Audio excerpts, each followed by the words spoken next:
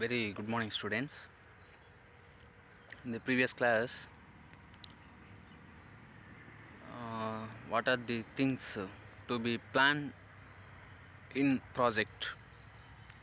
So already we discussed about it, and also we know very well in detailly. So what are the things to be planned at the time of to start a project?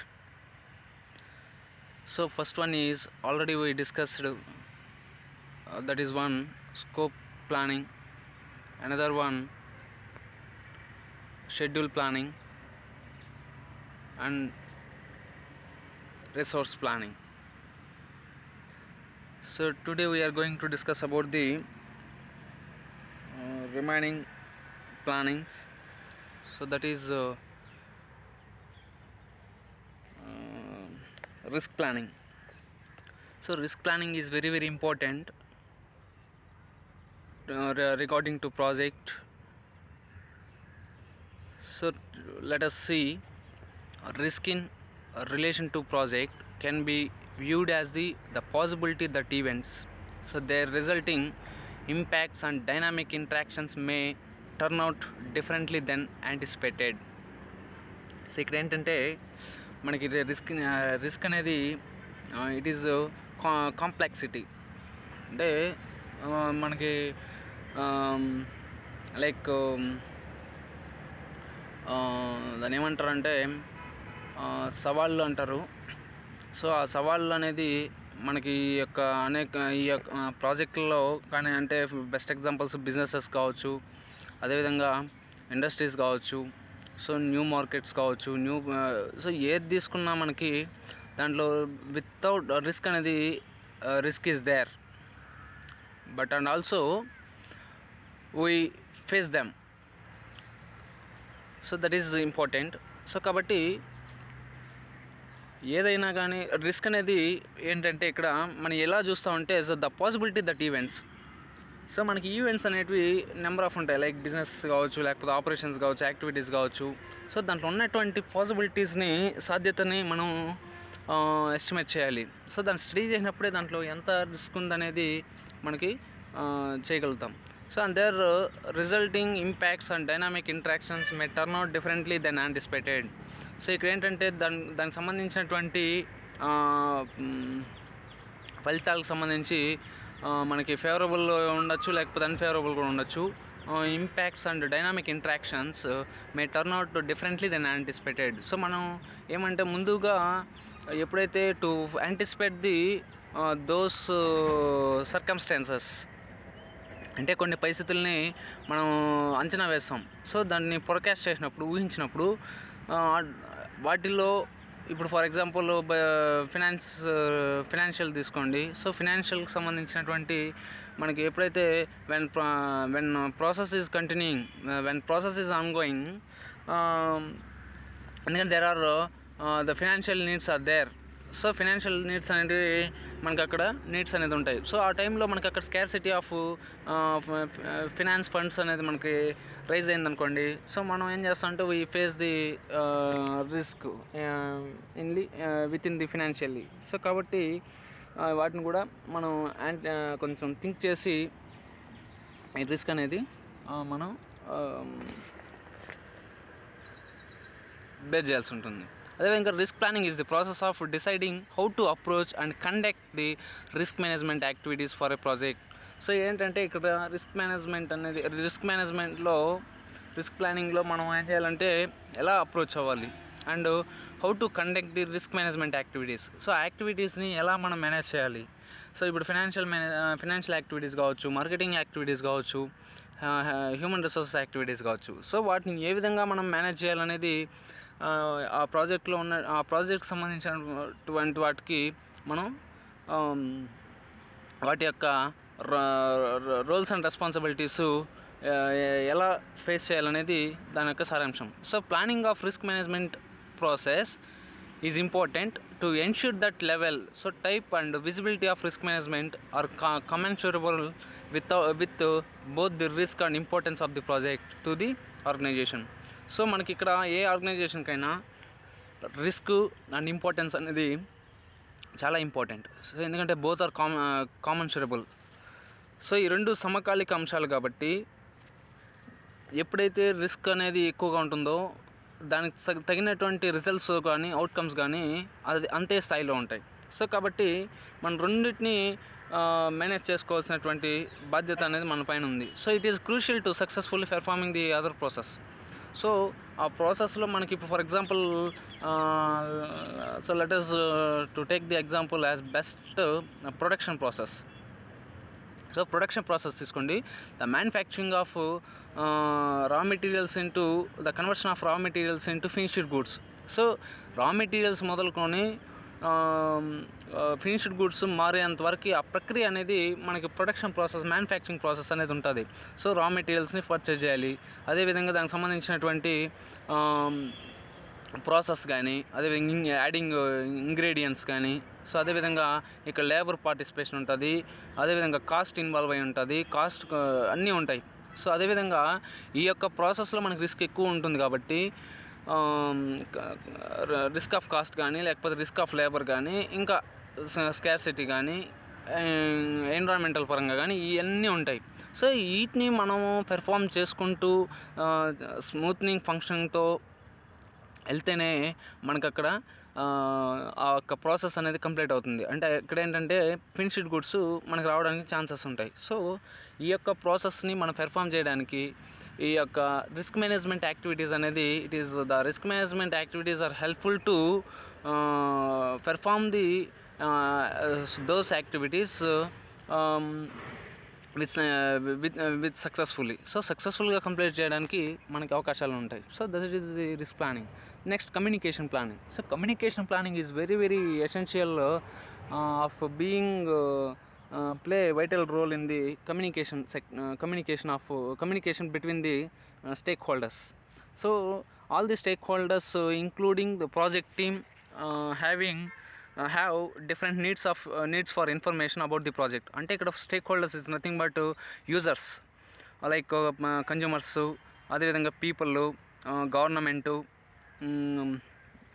tax authorities, employees, organizations, అదేవిధంగా share holders, suppliers, creditors, financial institutions. So all these will be treat as stake holders, so users.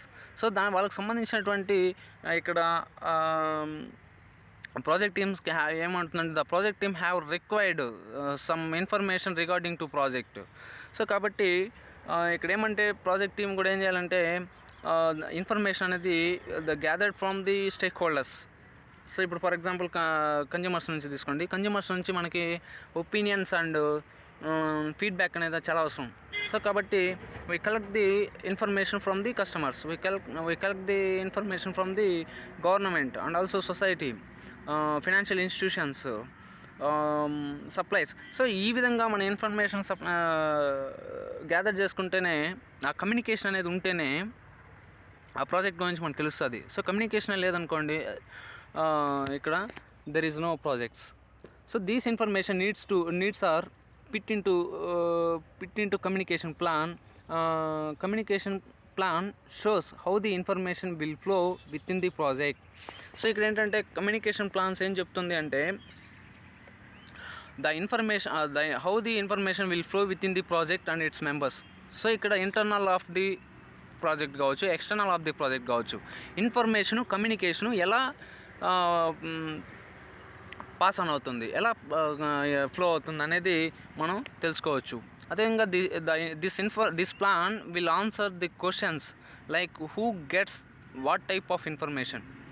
So ఇక్కడ ఏంటంటే మనకు కొన్ని క్వశ్చన్స్కి answers కావాలంటే మనం ఏం చేయాలంటే ఆ కమ్యూనికేషన్ అనేది effective role. So in between to collect the answers from 1 to 1. So ఒకరి నుంచి ఒకరికి ఇన్ఫర్మేషన్ అనేది పాస్ అవ్వాలంటే communication is the mediation. So ఈ యొక్క మీడియేషన్ లేదంటే మనకేమవుతుందంటే మనకి we can't collect the any kind of data or whatever it may be. And who gets what type of information. So ఎవరు ఏ ఇన్ఫర్మేషన్ని, ఎలాంటి ఇన్ఫర్మేషన్ని, దేనికి సంబంధించి ఎలాంటి ఇన్ఫర్మేషన్ అయినా మనం ఇక్కడ కలెక్ట్ చేయడానికి ఛాన్సెస్ అనేది ఉంది. అదేవిధంగా who is to get weekly monthly reports. So ఎవరైతే ఇంటర్నల్గా కానీ లేకపోతే ఎక్స్టర్నల్గా కానీ రిపోర్ట్స్ అనేటివి ఇక్కడ పెర్ఫార్మెన్స్ రిపోర్ట్స్ కావచ్చు, ఫినాన్షియల్ రిపోర్ట్స్ కావచ్చు, మార్కెటింగ్ రిపోర్ట్స్ కావచ్చు, సో ఈ యొక్క రిపోర్ట్స్ అన్నీ కాస్ట్ రిపోర్ట్స్ కావచ్చు. సో ఈ రిపోర్ట్స్ అన్నీ వీక్లీ కావచ్చు, లేకపోతే డైలీ రిపోర్ట్స్ కావచ్చు, మంత్లీ రిపోర్ట్స్ కావచ్చు, ఎవరి నుంచి కలెక్ట్ చేసుకోవాలి, ఎవరి నుంచి పొందాలనేది మనకి దీని యొక్క సారాంశం. So how will the communication tools like reports to be used. So ఈ యొక్క కమ్యూనికేషన్ రిపోర్ట్స్, ఈ కమ్యూనికేషను మనకి ఫ్లో అవ్వాలి అని అంటే for the getting of information, so for the obtaining of information మనకి ఈ కమ్యూనికేషన్ ఛానల్స్ అనేది చాలా important. Like preparation of reports కావచ్చు, అదేవిధంగా వేరియస్ ప్రాపర్ ఛానల్స్ కావచ్చు. సో ఈ యొక్క టూల్స్ అనేటివి మనం ఏమి యూస్ చేస్తున్నాం అనేది మనకి చాలా important. And what type of meetings will be held and who all are to attend the meetings. So what type of meetings అనేది ఇప్పుడు ఫర్ ఎగ్జాంపుల్ ఈ ఆర్గనైజేషన్లో ఎటువంటి మీటింగ్స్ని కండక్ట్ చేయాలి, what type of meetings we will be conduct for the gathering of information from various levels. So వివిధ స్థాయిల నుంచి మనం ఇన్ఫర్మేషన్ కలెక్ట్ చేయాలంటే ఆ సంస్థలో మీటింగ్స్ అనేవి చాలా ఇంపార్టెంట్. జనరల్ బాడీ మీటింగ్స్ అంటారు, యాన్యువల్ జనరల్ బాడీ మీటింగ్స్ అంటారు. అదే డిఫరెంట్ మీటింగ్స్ అనేటివి మనం వాటిని కండక్ట్ చేసి ఎవరెవరు అటెండ్ అవుతున్నారు, వాళ్ళ నుంచి ఎలాంటి ఇన్ఫర్మేషన్ అనేది మనం కలెక్ట్ చేసుకోవాలనేది దీని యొక్క సారాంశం. So the main purpose of the communication plan is to improve the flow of information about the project to stake holders. So ఎప్పుడు ఏంటంటే దీని యొక్క మెయిన్ పర్పస్ ఏంటంటే, దీని మెయిన్ యొక్క ఇంటెన్షన్ ఏంటంటే, దీని యొక్క ఉద్దేశం ఏంటంటే, కమ్యూనికేషన్ ప్లాన్ అనేది ఆ యొక్క ఫ్లో ఆఫ్ ఇన్ఫర్మేషన్ అనేది ఆ యొక్క సమాచార యొక్క ప్రసరణ అనేది దానికి సంబంధించి ఇక్కడ ప్రాజెక్ట్కి సంబంధించి, బిజినెస్కి సంబంధించి యాక్టివిటీస్ కావచ్చు, ఆ యొక్క సమాచార ప్రసరణ అనేది మనకి స్టేక్ హోల్డర్స్కి అందరికీ మధ్య అది కమ్యూనికేషన్ అనేది పాస్ ఆన్ అవుతూనే ఒక ఫ్లో అనేది ఉండాలి. సో ఎప్పుడైతే it is a continuous process. So ఎప్పుడనేది కమ్యూనికేషన్ అనేది అప్ టు డేట్ కమ్యూనికేషన్ అనేది చాలా ఇంపార్టెంట్. సో ఎప్పుడైతే ఇది when it is in process, then automatically the communication will pass among the stakeholders. So then automatically the functions of an organizations is very effectively. So that is the communication planning. Next quality planning. So quality planning is very important. So the quality refers to both project deliverables and project management. So quality అనేది ఇక్కడ project deliverables కంటే ఇక్కడ like products కావచ్చు, services కావచ్చు, అదేవిధంగా each and every ఆస్పెక్ట్స్లో we will be maintain the quality and also project management. So ఇక్కడ project యొక్క నిర్వహణ అనేది మేనేజ్మెంట్ ఆఫ్ యాక్టివిటీస్ కావచ్చు, మేనేజ్మెంట్ ఆఫ్ ఆపరేషన్స్ కావచ్చు. సో ఇవన్నీ కూడా చాలా వెల్ అండ్ క్వాలిటేటివ్గా ఉండాలి, అదేవిధంగా క్వాంటిటేటివ్గా కూడా ఉండాలి. So the importance of quality often gets lost in rush of deadlines. So ఎప్పుడైతే మనం ఏం చేస్తామంటే డెడ్ లైన్స్ అనేది పెట్టుకుంటామో, డెడ్ లైన్స్ అనేది ఎంత తొందరగా పెట్టుకుంటామో, అదేవిధంగా budget cuts. So budget cuts అనేది ఉన్నాయనుకోండి, ఫర్ ఎగ్జాంపుల్ సో ఇప్పుడు ఫాస్ట్గా ర్యాపిడ్గా మనకి వర్క్ అనేది స్టార్ట్ చేసి ఫినిష్ కంప్లీట్ చేసేయాలి. సో అదేవిధంగా బడ్జెట్స్ కూడా ఏం చేస్తారంటే చాలకుండా ఇన్సఫిషియెంట్ బడ్జెట్స్ కానీ ఇన్సఫిషియెంట్ ఫండ్స్ అనేది మనం అలొకేట్ చేస్తాం. సో దీనివల్ల ఏమవుతుందంటే ఆ యొక్క ప్రాజెక్ట్ కొలాప్స్ అవ్వడానికి ఛాన్సెస్ ఉంది. సో కొలాప్స్ అవ్వడం వల్ల, లాస్ అవ్వడం వల్ల మనం ఏం చేస్తామంటే ఫలితంగా we will get the losses from them. So కాబట్టి రష్ ఆఫ్ డెడ్ లైన్స్ అనేది it is very dangerous to projects. ఎప్పుడు కానీ ఎఫెక్టివ్ టైమింగ్ అనేది, ఎఫెక్టివ్ షెడ్యూల్ అనేది ఉన్నప్పుడే మనకి ఆ యొక్క రిజల్ట్స్ అనేది క్వాలిటేటివ్గా ఉంటాయి, అవుట్కమ్స్ అనేది బాగుంటాయి. సో వితౌట్ డెడ్ లైన్స్ అనేది, the rush of dead lines అనేది ఉన్నాయనుకోండి, మనకి ఫెయిల్యూర్ అయ్యే ఛాన్సెస్ ఉంది. అదేవిధంగా బడ్జెట్స్ కూడా చాలా ఇంపార్టెంట్. సో బడ్జెట్ కట్స్ అనేది కూడా ఏం చేస్తామంటే అది ఇన్సఫిషియెంట్, ఇన్అడిక్వేటెడ్ బడ్జెట్స్ అనేది అలొకేట్ చేసామనుకోండి, అది కొంతవరకు సరిపోతాయి, కొంతవరకు సరిపోవు. సో కాబట్టి మనం సఫిషియెంట్ బడ్జెట్స్ అనేది ఎప్పుడు when ever we will maintain the sufficient budgets for the fulfilment of to perform the project activities. Project managers should emphasize on project since the beginning of the project. For this, quality management plan should be prepared. So ఎప్పుడైతే project manager ఎప్పుడైతే శాస్త్రీయంగా దీనిపైన stress అనేది emphasize చేస్తున్నప్పుడు emphasize study. So ఒక శాస్త్రీయమైనటువంటి పరిశోధన అనేది ఈ యొక్క ప్రాజెక్టు మొదలుపెట్టినప్పటి నుంచి దానిపైన ఒక మానిటరింగ్ అనేది ఉండాలి. అదేవిధంగా for these quality management plan should be prepared. ఎప్పుడైతే ఎఫెక్టివ్ క్వాలిటీ ప్లాన్ అనేది మనం మెయింటైన్ చేసుకుంటామో, ఎప్పుడైతే వాటిని ఇంప్లిమెంట్ చేస్తామో అప్పుడే సక్సెస్ఫుల్గా అది కంప్లీట్ అవ్వడానికి ఛాన్సెస్ ఉంటాయి. అంటే దానికి ఫర్ ఎగ్జాంపుల్ ఇప్పుడు ప్రాజెక్ట్ ఎప్పుడు స్టార్ట్ చేయాలి, ఎప్పుడు కంప్లీట్ చేయాలి, ఏ యాక్టివిటీస్ ఎప్పుడు ఏ లెవెల్లో మనం వాటిని ఇంప్లిమెంట్ చేయాలి, ఎగ్జిక్యూట్ చేయాలి, దానిపైన కంట్రోల్ ఏ విధంగా ఉండాలి. సో ఇవన్నీ సంబంధించినటువంటి మేనేజరల్ యాక్టివిటీస్ని మనం ప్రిపేర్ చేసుకోవాలి. Planning quality for a project is a process of identifying quality requirements.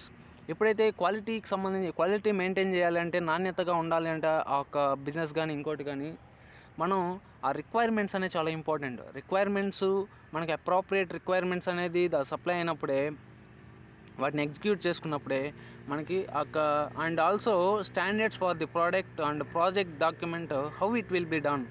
So ఏ విధంగా మనం ఆ రిక్వైర్మెంట్స్ని యూటిలైజ్ చేసుకొని ఎఫెక్టివ్గా, సో అదేవిధంగా స్టాండర్డ్స్ కూడా మెయింటైన్ చేస్తాం. సో స్టాండర్డ్స్ అనేది మెయింటైన్ చేస్తేనే, ఇప్పుడు ఫర్ ఎగ్జాంపుల్ చూసుకోండి, కొన్ని గూడ్స్ అండ్ సర్వీసెస్ని మన క్వాలిటేటివ్గా ఉండాలి. సో క్వాలిటేటివ్గా ఉండాలి అండ్ క్వాంటిటేటివ్తో ఉండాలి. స్టాండర్డ్స్ కూడా మెయింటైన్ చేయాలి. సో స్టాండర్డ్స్తో పాటు ఫీచర్స్ కూడా ఉండాలి. సో ఇన్ని రకాలుగా ఎప్పుడైతే when to satisfy the consumer wants and desires, that product will create the to enhance the market share in the business world. So కాబట్టి ఈ విధంగా మనకి స్టాండర్డ్స్ అనేది కూడా చాలా important. And also the project కూడా not only goods and services, it is also applicable to project and document how it will be done. So ఏ విధంగా మనం చేయాలనేది, మనం ఒక ప్లానింగ్ అనేది క్వాలిటీ మేనేజ్మెంట్ ప్లాన్ అనేది we should be prepared. So that is the quality planning. Next, procurement planning. So procurement is nothing but gathering and collecting.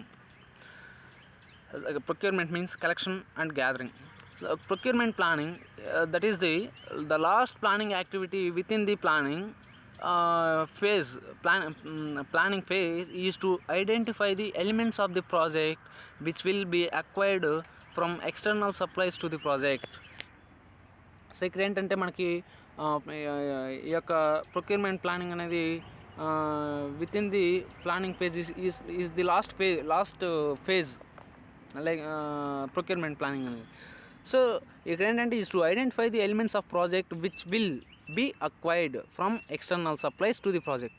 ఏవైతే మనకి ఎలిమెంట్స్ ఉంటాయో, for example raw materials, the collection of raw facts, ఇవన్నీ మనకి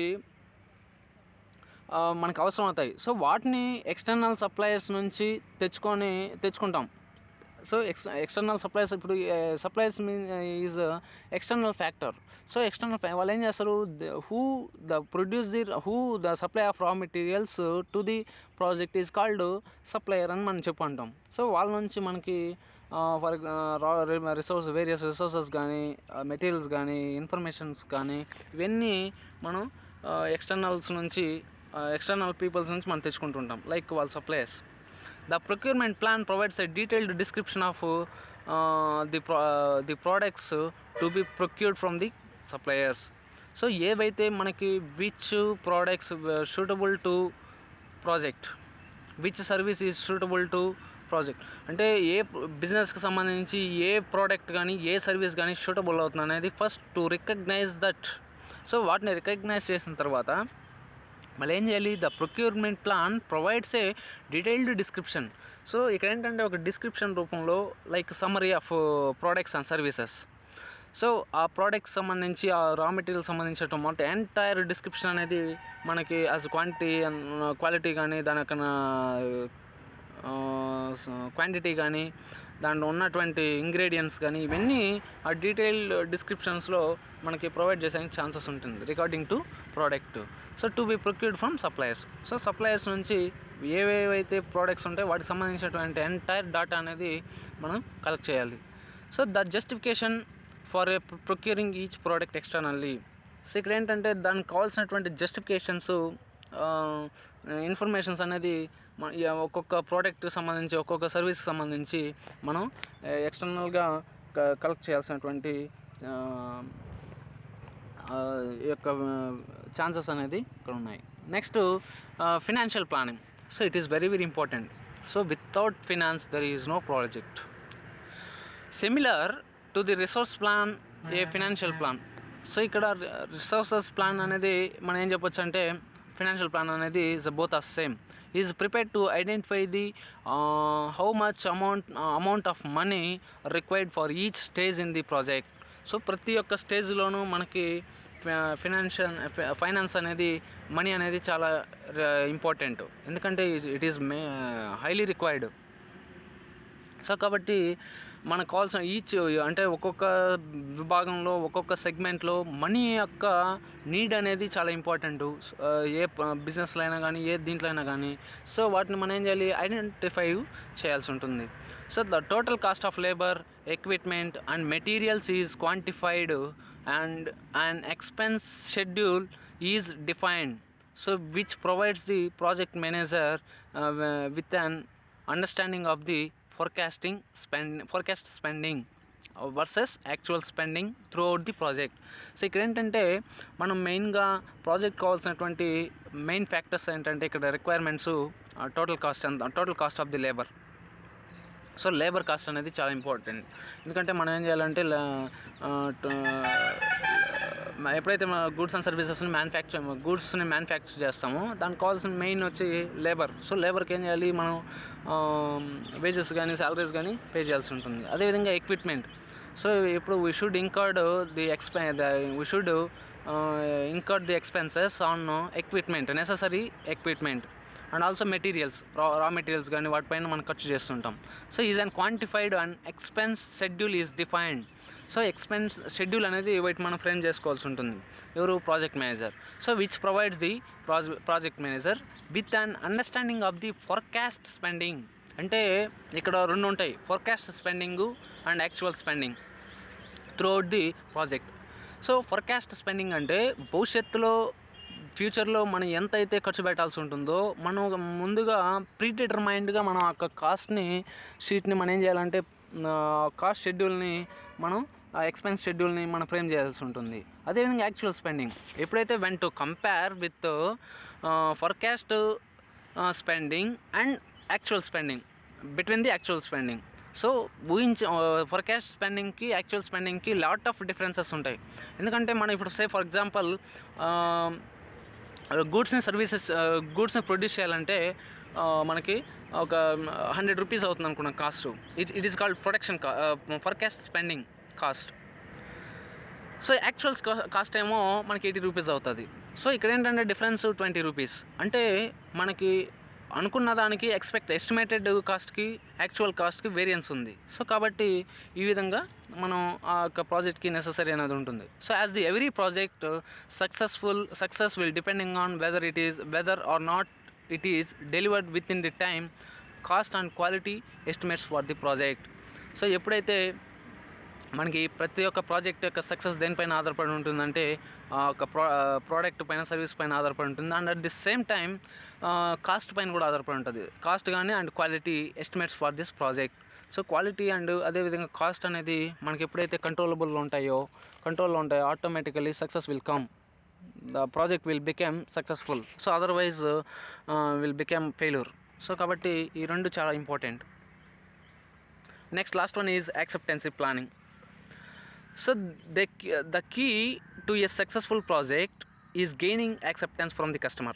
so ఏ project అయినా మనకి అంగీకారం అనేది కూడా చాలా ఇంపార్టెంట్. సో ఎప్పుడైతే acceptancy from the customers, we will get the acceptancy, majority we will get the maximum acceptance from customers, from stakeholders. So ఎవరైతే మనకి ఎందుకంటే వినియోగదారుడు మార్కెట్లో చాలా ఇంపార్టెంట్.